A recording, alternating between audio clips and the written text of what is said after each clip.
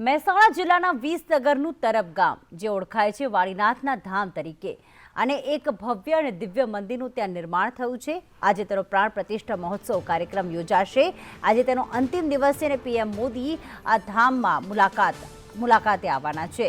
વાળીનાથ ધામમાં શિવ મંદિર પ્રાણ પ્રતિષ્ઠા માટે ઉપસ્થિત રહેશે। વાળીનાથ ધામમાં પીએમ મોદી પૂજા અર્ચના પણ કરશે। ભક્તોનું ઘોડાપુર ઉમટી પડ્યું છે। રાજ્ય અને દેશભરમાંથી લોકો તરફમાં ઉમટ્યા છે।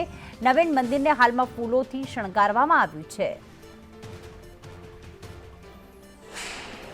શિવધામ ખાતે આજે વડાપ્રધાન નરેન્દ્ર મોદીનો જે કાર્યક્રમ છે, ખાસ કરીને જે મંદિરનો પ્રાણ પ્રતિષ્ઠા મહોત્સવ માટે હાજરી આપવાના છે। શિવધામ ખાતે જે નરેન્દ્ર મોદીના આગમન પહેલાં જ પૂરતી સુરક્ષા વ્યવસ્થા કરી લેવામાં આવી છે। ખાસ કરીને જે મંદિર પરિસર છે તેને 3 લેયર સુરક્ષાથી કહી શકાય કે આખું કોરિડોર કરી લેવામાં આવ્યું છે। તેને કિલ્લેબંધીમાં ફેરવી દેવામાં આવ્યું છે।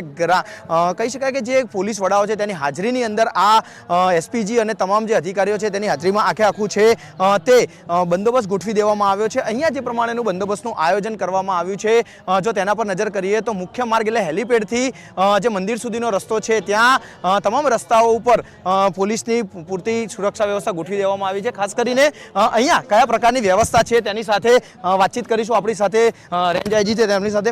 યાદવ સાહેબ, કયા પ્રકારની સુરક્ષા વ્યવસ્થા, ખાસ કરીને કારણ કે વડાપ્રધાન મોદીનો મૂવમેન્ટ છે, ખાસ કરીને અન્ય વીવીઆઈપી મૂવમેન્ટ રહેવાની છે, સુરક્ષા વ્યવસ્થા કેટલા લેયરની અંદર?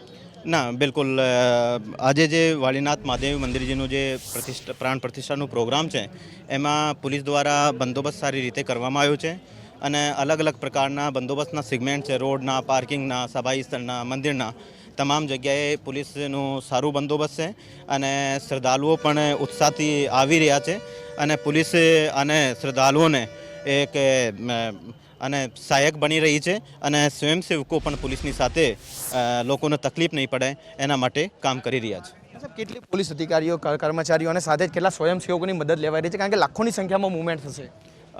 એમાં જે છે કે નહીં, સ્વયંસેવકો પણ લગભગ 5000 જેટલા સ્વયંસેવકો છે અને એની અલાવા પોલીસના પણ જે અલગ અલગ બંદોબસ્તના સેગમેન્ટ છે એમાં પર્યાપ્ત સંખ્યામાં પોલીસના અધિકારીઓ અને કર્મચારીઓને તૈનાત કરવામાં આવ્યો છે।